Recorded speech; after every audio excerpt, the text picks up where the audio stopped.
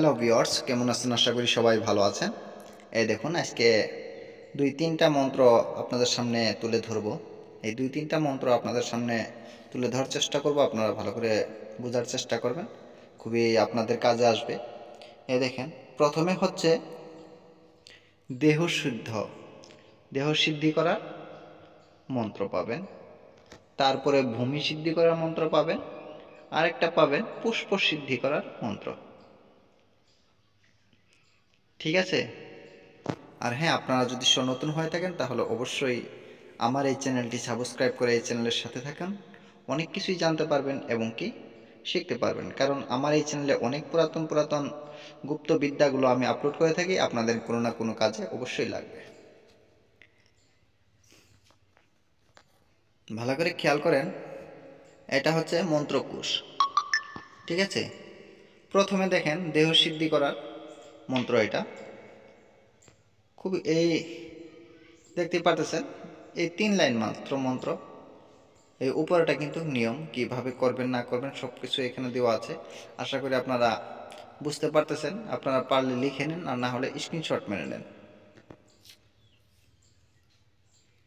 এটা হচ্ছে দেহ সিদ্ধি করার মন্ত্র। তারপরে দেখেন ভূমি সিদ্ধি করার। অনেক সময় দেখা যায় যে কোনো কাজ করতে গেলেন সেই জায়গাটা পবিত্র না, সিদ্ধ না। ঠিক আছে? সেই স্থানটাকে আপনি, সেই জায়গাটাকে আপনি সিদ্ধি করে নেবেন। ঠিক আছে? পবিত্র হয়ে যাবে প্লাস সিদ্ধি হয়ে যাবে। তখন যে কোনো কাজ করবেন, কাজগুলো কিন্তু দ্রুত রেজাল্ট আসবে, কোনো কাজ মিস হবে না। আপনার দেহটা আগে সিদ্ধ করে নেবেন, তারপরে এই কবিরাজি লাইনে যত কাজ করবেন সেই কাজগুলো কি হবে, সম্পূর্ণ কাজই হবে, মিস হবে না। তারপরে দেখেন, অনেক সময় দেখা যায় যে কোনো কিছু করতে গেলে সেখানে ফুলের প্রয়োজন হয়, পুষ্পের প্রয়োজন হয়। সেই ক্ষেত্রে এই নর্মালভাবে আপনি যদি সব পুষ্পটা দিয়ে দেন, সেই ক্ষেত্রে কিন্তু আপনার সেই পুষ্পটা গ্রহণ নাও করতে পারে দেবতা। ঠিক আছে?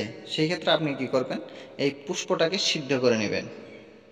এই দেখেন, পুষ্প সিদ্ধির মন্ত্রটাও আমি দিয়ে দেখাচ্ছি আপনাদেরকে। এটা হচ্ছে পুষ্প সিদ্ধির মন্ত্র। এই দেখেন, ঠিক আছে? এখানে কিন্তু ৩টা মন্ত্র দিলাম আমি আপনাদেরকে। আশা করি আপনারা বুঝতে পারতেছেন। এই দেখাই আমি। প্রথমে হচ্ছে দেহ সিদ্ধি করা মন্ত্র, তারপরে হচ্ছে ভূমি সিদ্ধি করা মন্ত্র, যেগুলো নাকি খুবই প্রয়োজন আপনাদের, এবং কি যে ভাইয়ারা নাকি তন্ত্রমন্ত্র জগতে আছে তাদের কিন্তু খুবই প্রয়োজন এই ৩টা জিনিসের। এটা হচ্ছে পুষ্প সিদ্ধি করা।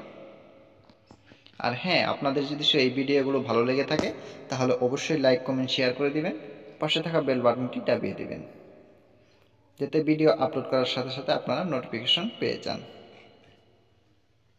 ভিডিওটা আমি বেশি বড় করব না, আশা করি আপনারা লিখে নিয়েছেন, আর না হলে স্ক্রিনশট মেরে নিয়েছেন। সম্পূর্ণ নিয়ম সহ আমি আপনাদেরকে দেখাই দিলাম, আপনারা এখান থেকে দেখে দেখে করেন। আশা করি আপনাদের ভালো হবে, যে কোনো কাজ করবেন সেই কাজই সফলতা পাবেন। ঠিক আছে?